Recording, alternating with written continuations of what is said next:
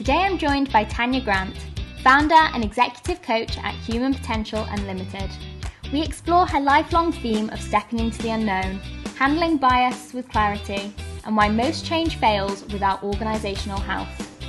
Tanja shares the career-shaping power of a great coach, her leap of faith metaphor for big decisions, and how leaders can balance systems with the soft skills that drive real results. Let's dive in. Hi Tanja, thank you so much for joining me today on Moments with Molly. Hi Molly, thank you very much for inviting me. It's a pleasure to be here. So you are the founder and senior consultant at Human Potential Unlimited. So I'd like to rewind, and if you could just tell me how you found yourself in the world of transformation and leadership. I have to say that I probably, the best expression would be I stumbled into it. I didn't get into it intentionally. I joined a consulting company, and my idea of consulting was helping client reach certain goals, improve, certain results and things like that. But what I soon discovered is that the work these folks were doing in this consulting company, where I was a support service, I wasn't a consultant at the time. I noticed that the work they were doing was much more than helping organizations change. They were actually helping people save lives, organizations save people's lives, and because the industry was oil and gas and construction predominantly, but also in the process of helping, lives be saved. People got engaged. Our clients got engaged in the best work of their lives, and consultants were really enjoying the process. So me looking from the margins as a support person, looking from the margins of the consulting work, I just got a desire to be part of it. Yeah. And as you know, the story of my life, I stepped into the unknown, and something that could be a recurring theme in my life. And lo and behold, the universe, rose to meet me and provide. And so I was offered a training for consulting, and I became a transformation consultant. And this is something that I still do. So I know that you mentioned that stepping into the unknown is a bit of a reoccurring theme for you. Can you share your experience with that? Yes. Well, the best way to look uh, at that kind of phenomena of stepping into the unknown is, for me, I look back in my life, and I left my country early to go into the world. The reason I did that was because I was curious, and also because there was a raging civil war back home, right? Yeah. So I noticed a pattern that when I stepped into the unknown earlier in my life, it was because of those two reasons. Either I was curious, or I really had no other option, thinking that whatever I'm going into is definitely going to be better than staying in a civil war, right? Yeah. But I also noticed that throughout my life, whenever I did that, um, later in life, it became something I was doing because I just wouldn't settle for things, or I wouldn't accept things that were not consistent with my values and who I wanted to be in the world and who I am in the world. Mm-hmm. And so it became more of the stepping into the unknown got a different quality to it. But another thing that I also noticed is that every time I stepped into the unknown, the results were either absolutely extraordinary beyond my wildest dreams Yeah. success, or if they were not successful, they taught me a lesson that was absolutely valuable for my life, right? Hmm. Compare that to when I acted out of planning, out of creating this big elaborate kind of scheme and working on something where I really design every detail of it. Um, Very often I got what I wanted and it Yeah. was disaster. So that had me think about, maybe I'm not the best architect of my life. Yeah. Maybe there is something else I need to do and let maybe universe help a little bit. Yeah. Can you just tell me about one of the times when something did go wrong and the lesson that you learned from that? One of these disasters. So I wouldn't call it disaster because it did end up well. Back a few years ago, I accepted a job that I had the gut feeling, when your stomach talks to you and says, Yeah. that's not a good idea. Well, I ignored it. So warning, do not ignore that voice that comes from your stomach, right? So I ignored it and I accepted a job because I was financially I needed it financially, right? But it wasn't exactly what I had in mind. It turned out to be real struggle. Every day on that project was a real struggle. Hmm. And it just came to be something that became apparent in a couple of months that this is just not for me and it's not worth any money that they would be paying. It's just not worth it. Yeah. From then on, I decided always to listen to my inner voice. Some call it intuition. Yeah. And that financially lucrative offers can actually make you miserable. Hmm. So So how would you say that willingness to listen to your inner voice has influenced your leadership style today? um, I think that the world we live in actually calls for it. Hmm. The world we live in is uncertain. Some call it VUCA world, right? Vulnerable. There is vulnerability to it. There is uncertainty to it. There is ambiguity to it. Take COVID, for example. Hmm. Um, we are going to be faced more often than ever previously in history with the challenges that we have never had experience to deal with before. Part of the solution, part of the way we handle those challenges is definitely going to be listening to your inner voice. And I have to say, during COVID, we were taken aback, like the whole world was taken aback by what do we do now? And I was working with a phenomenal company at the time. I just loved my client and I really felt for them. And I was thinking, how can I support them now? There was no kind of manual that I could take off the shelf to see how do I support my client that I love so much in through this time. Hmm. And then I felt like again, I felt that um, they need support. They need compassion. They need they need not only the leaders of that company need that kind of reassurance and support and compassion.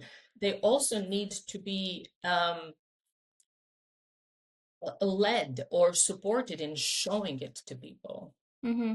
that work for them. And I think that the leadership that showed up during COVID time was absolutely amazing. Yeah. Absolutely amazing. And It's a crazy time to reflect back on, isn't it? yeah, and where do you go? I mean, there are, of course, certain things from neuroscience, how brain, responds, what brain needs, in the times of crisis like that. But a lot of it also comes from your gut. Like, how do I help my client? What can I do? And it really, it's a lot of compassion, a lot of listening, a lot of reassurance, a lot of talking through, right? What's true for us? What do we know? What can we be certain about? Hmm. So that's where it kicked in big time. Yeah. Okay, so on another topic, how have you found being a woman, being an immigrant, and also working in male-dominated industries? So what challenges have you had to face along the way, and how have you overcome them? Oh wow. Yeah, big Um, question. Big question, and it's certainly something that I have experienced a lot, being in a female in oil and gas and construction industry. More often than not, I would be the only person, the only female in a meeting, right? Hmm. And I remember once in a refinery, we had the operations manager called a meeting, and there were about 20 odd people in the meeting, and two of us, two consultants. And the meeting started by the operations manager explaining the challenge. And then he opened the floor and asked for questions and comments. And I asked a question that eventually kind of got a life of its own and really mobilized people into thinking about the issue from a very different perspective. And I give all the credit to the people who took that question on and really did something with it. And at the very end of that meeting, which was very long but fruitful, the operations manager turns to where I was sitting with my colleague, and he tells my colleague, that was a great question you asked. And nobody in the meeting said anything. Hmm. And my colleague didn't say anything either. Hmm. So that was 20 plus years ago, right? So in those sort of situations, how do you find the confidence to own your voice? Well, sometimes you have to forgive yourself. I forgave myself because I didn't say anything either, Yeah. right? But it wasn't unnoticed. And it was definitely something that I decided that was not going to happen again. Hmm. So, what I would do in similar situation, I never had the exact same situation happen again, but I did have a situation where, I was overlooked or just not included in something. I would always, always pull a person on the side and say, listen, have a little chat around, not blaming, because bias is a powerful thing, and Hmm. it's not always conscious, Hmm. right? And so, what do you do? How can you help people overcome bias? By making it known, by Yeah. by by talking about it, right? And neuroscience says if you have brain, you have bias. So we are all biased, you Yeah. and I, and everybody else, right? If we don't get people to actually bring that out to us so that we can see how our decisions are biased, then we will forever not know it. Yeah. So that's something, find a way to share with people, to bring it out to people from the perspective of how it landed for you, right? Hmm. No judgment, because it can happen to you as well. It happens to us as well. It's a natural thing, to have bias, but we can change it. Yeah. And from that perspective, come from that angle of, we can work on this. Hmm. So, in terms of if you were going to give advice to women who are trying to build in an environment that isn't necessarily built for them with this bias at the foundation of it, what advice would you give them? Well, and I'm not giving this advice from a position of someone who's got it figured out, right? Funny enough, I'm still in that situation, right? I still kind of dance with it. I don't want to say I struggle with it. I dance with it. Hmm. But so what I do, and if that works for other women, great. But what I do is I know my value, and we can maybe talk a little bit later about how I got to know my value. Yeah. Because I didn't know it in the beginning, right? And when I started my career, it was a disaster. Hmm. But I know my value. I know who I want to be in the world. I know who I am in the world. I know, what it takes to live in integrity, Hmm. and I stand for it. Absolutely. Yeah. Great advice. I Yeah. think that's something that everyone can listen to every now and then. Yeah. And the thing is, you have to understand that people act from the level of their consciousness, Hmm. and you can't really, if someone cuts you off in the traffic, there are many ways you can respond to that depending on the level of your consciousness, right? You can get Hmm. into road rage, you can flip them off, you can yell, or you can move aside, thinking that maybe they're going to a hospital and there is some emergency, so even get the compassion in your Hmm. response. So how people react to you is, and I know this is well known, but it's kind of hard to really apply it. How other people react to you speaks about who they are, Yeah. not who you are. So Hmm. this is really important for you to know your value, do the job you love, Yeah. right? The passion will come with it, Yeah. but stand for yourself. Hmm. That's it. Great point. Great point. Yeah. So you've also described a turning point that you had in your career when you joined a company that really valued people. Yeah. And what would you say made that different from previous workplaces that you've been at?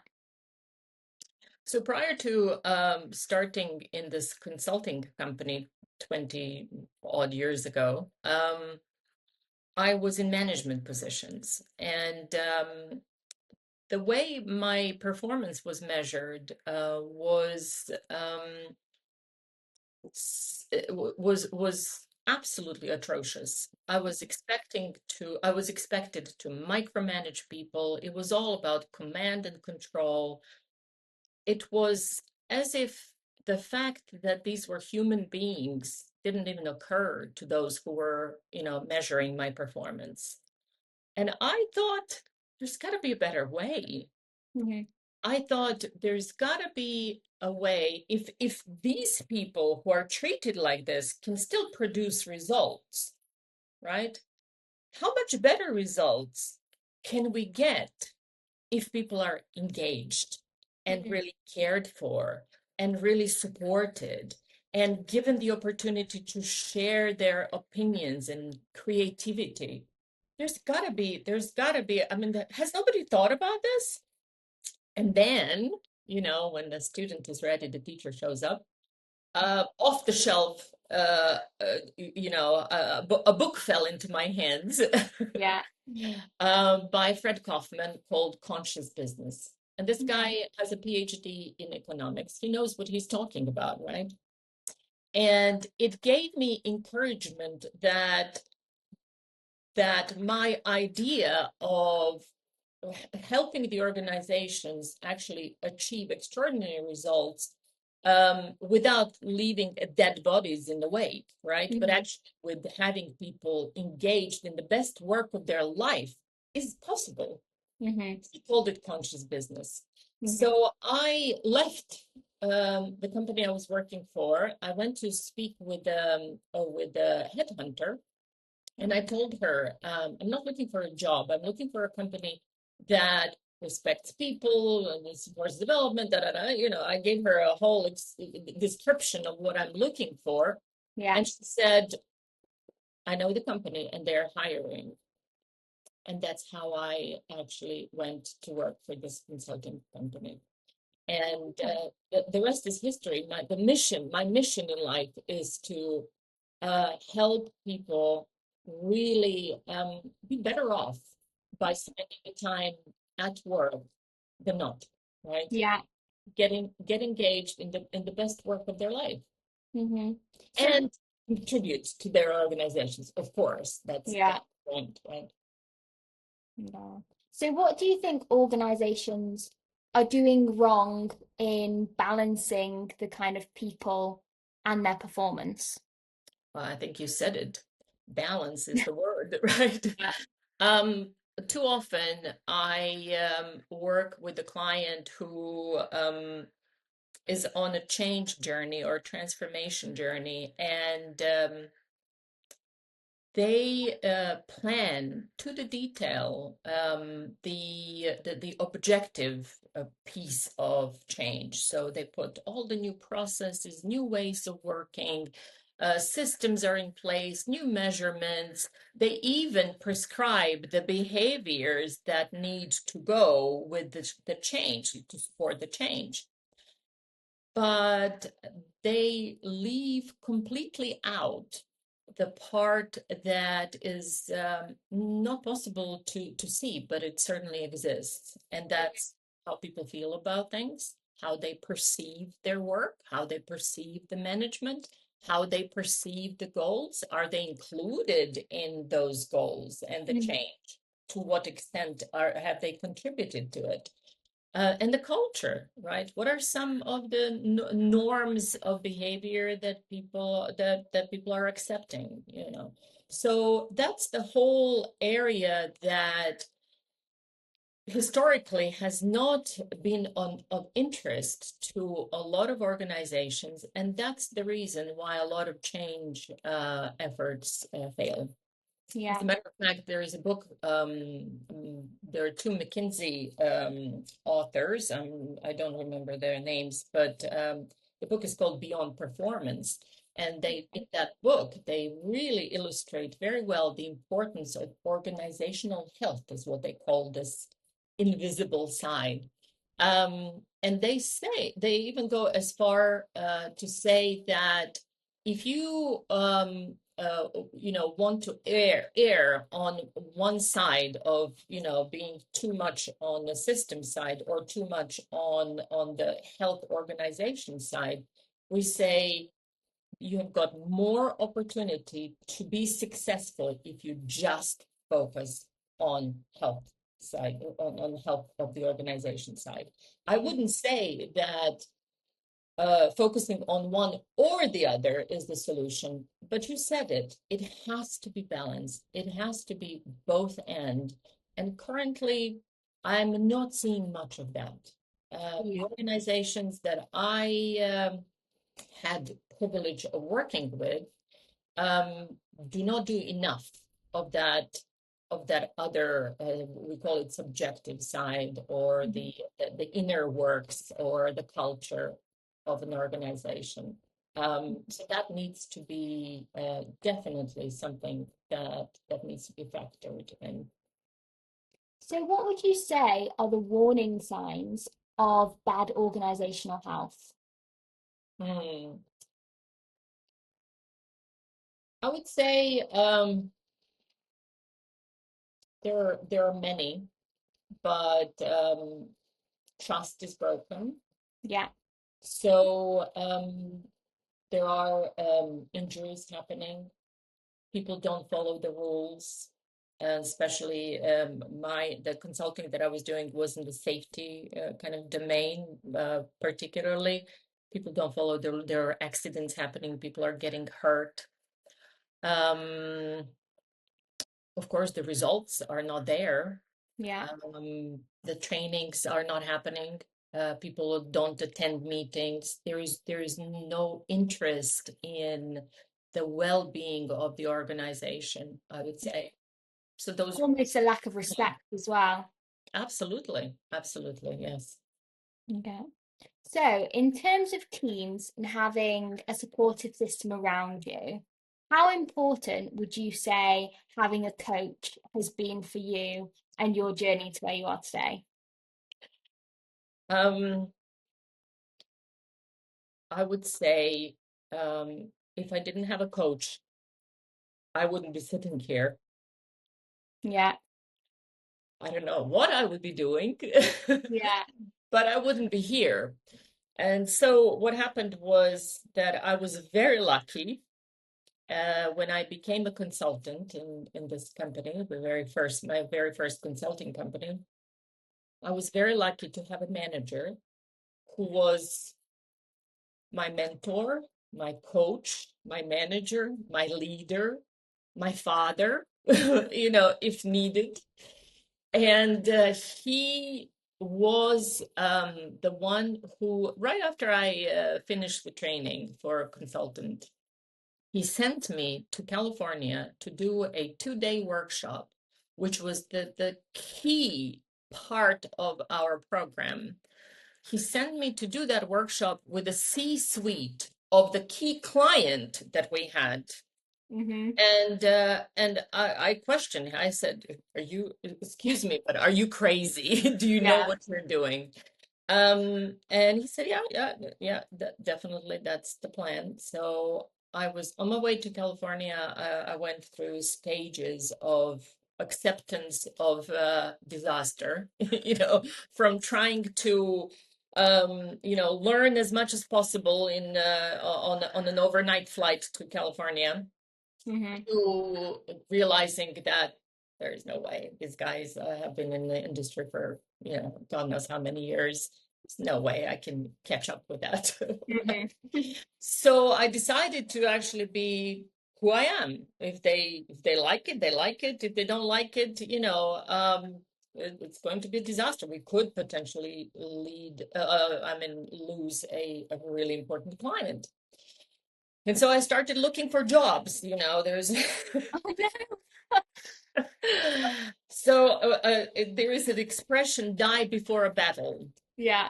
which is a very, very useful thing. I realized later because it freed me up from worry. I was already dead. I was already thinking this is going to be a disaster.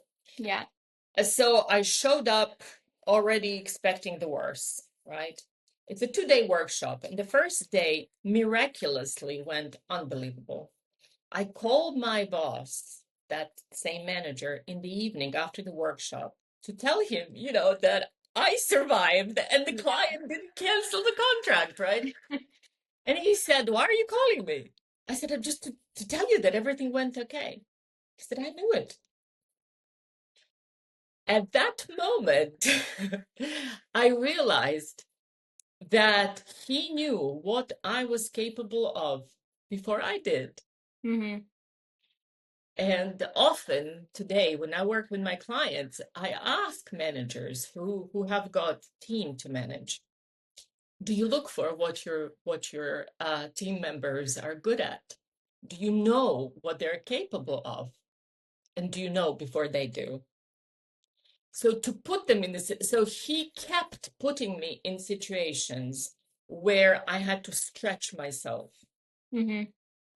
to the point of breaking, but he supported me through that kind of possibility of break, right? So I had his full support, and he knows how important he is. And I decided that this is who I want to be for people that I work with. Hmm. And what has that taught you about the power of belief in yourself, but also in the people that you're coaching?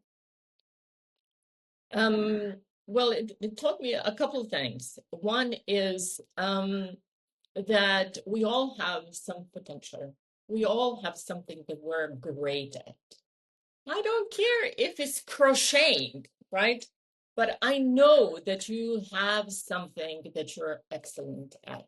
Hmm. So giving people the opportunity to see that, right? To find out what is it that they're great at, that is a life-changing that's a life-changing event, right? Or a life-changing process, I would say. Yeah. So that's definitely one thing that it taught me, but also that it's really important to develop, right? We all are on that development journey, and it never stops. And I really don't understand how today, when so many managers get promoted, so many people get promoted to the management position from doing their work really well, right? Yeah. And a lot of times it's a technical job. Like an engineer would be promoted to lead a group of people with no support whatsoever. I've seen, workers on a sharp end on Friday finishing their, their job to be a supervisor on Monday with no support. Leading people, supporting people is something that needs to be taught. It's just, it doesn't happen. Very rarely are people born with knowing how to manage human behavior, right? Mhm. And so coaches there are absolutely critical. And I'd say the best managers out there have a coach, have someone they can bounce the ideas off of, have someone they can confide in, have someone they can learn from. Mhm. Because managing people is a complex thing, absolutely not easy, right? Yeah. Especially because I mean we have this neuroscience that keeps learning new things around how we behave and how people respond to things, right? And we're by no means at the end of that, we're just beginning really to understand human behavior and human beings. Mhm. And so to expect an engineer, a regular guy or a girl to know how to manage human behavior, it's ludicrous, right? Yeah. No help. Yeah. So I'd say everybody who manages a team of people needs a coach. Mhm. So, what would you say inspired you to shift from being coached to actually becoming a coach? Um, I don't think there was a shift. Okay. Part of the consulting work was coaching. Yeah. So it went parallel, right? I still have a coach, and I probably will never be without one. And that doesn't stop me from coaching. Yeah. So it's a simultaneous thing, I would say. Yeah. That's true. That's true. And looking back, what would you say stepping into the unknown has taught you about yourself and the whole journey of getting to where you are today? Hmm. Well, stepping into the unknown told me that I really was courageous beyond what I thought of myself. I surprised myself with the courage that it took to to do some of the things that I was doing. But it also taught me something more important than that. And what what that was is that the unknown is really what life is all about. Yeah. It is where creativity resides. It is where innovation resides. It is where you can get surprised by life. It is where you can find new paths that you never dreamed of, right? So for me, the unknown is this ocean of opportunities. Mhm. I just can't wait to, dive into it. Yeah. And what advice would you give to someone who is on the edge of their unknown and maybe holding back from taking the leap? Um, so are you a fan of Indiana Jones movies? I can't say I've ever watched them. You're I too love young. the soundtrack. So Indiana Jones, one of the last, I think it is the last in the series, Indiana Jones and the Last Crusade, I think is the name of that last one. Um, Indiana Jones is in a search for Holy Grail, Mhm. very symbolically Holy Grail. We're all in search for Holy Grail. And he, in his pursuit, he comes to an abyss, a chasm that seems bottomless, right? And it's really wide, too wide for him to just jump over it. And he thinks, what is he going to do, right? Hmm. And first frustration and anger and kind of despair, right? Recognize all of those, anger, Yeah. despair, all of it. And then it turns, the camera turns to his face and it just calms down and he remembers to believe, right? That to do this leap of faith. Hmm. And he very hesitantly steps into the void and the bridge appears, Hmm. right? And so what can I tell people who are at the precipice? I'd say, step into it. Hmm. Dance with life. Life is to be lived and enjoyed. Yeah. Imagine you're Indiana Jones. Exactly. And Yeah. and yeah, you can fear. It's perfectly fine to fear the unknown, but don't let that stop you. Yeah. And I feel like you've given us so many insights today, Tanya.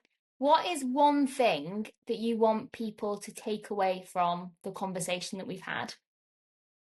There is one thing that we didn't mention in a lot of detail, and I know that it's something that's near and dear to your heart Yeah. as well as mine. You did ask me earlier how it was to be a woman in men's world, right? Yeah. I think there is something that I'd like to say about that. Um, the lack of inclusion that happens for women at the workplace, particularly above that mid management level.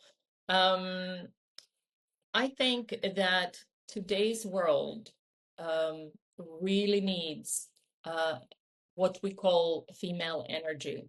Hmm. The world that is unknown and unpredictable, and the world that requires adaptation, adjusting, really does can benefit from people who embrace it, people who show empathy, people who develop kind of creation, people who bring together, different aspects and different people who bring cultures together, who bring different thoughts together. Um, and I intentionally say people because it's not just women who kind of exhibit that kind of behavior, but it's certainly a different energy than we are familiar with so far, right? The energy that is predominant in the organization is cutthroat, go get, risk, control, command, etc., etc. I think it would behoove us to think about how do we not replace that masculine alpha male kind of energy, but really integrated with this nurturing, supportive, exploring, accepting kind of energy, right? Hmm. I think the individuals and the organizations who manage to integrate the two are the individuals and organizations that have the future.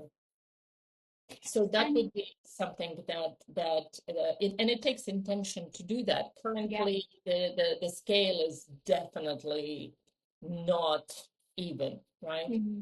But a lot of intention needs to be created around balancing those two energies for the better, for the good of the Yeah. entire world. Yeah.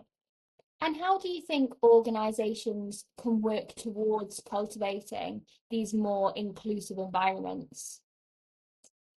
Um, we're doing it through the podcast and learning around. So, like I said, it's not going to come naturally, right? It's not a kind of next phase of development. Absolutely not.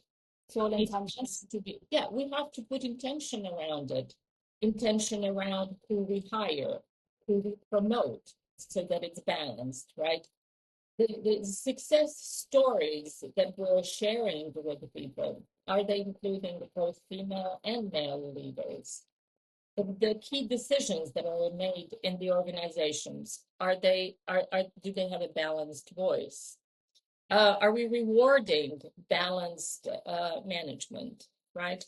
Mm-hmm. Or possibly we could even have the senior managers be coached Yeah. by a diversity person, either a female or a minority person, et cetera, et cetera.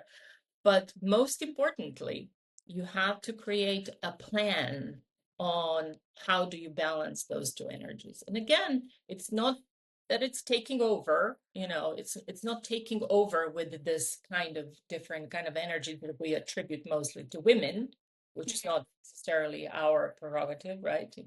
A male can also and must actually um, include that in their repertoire as well.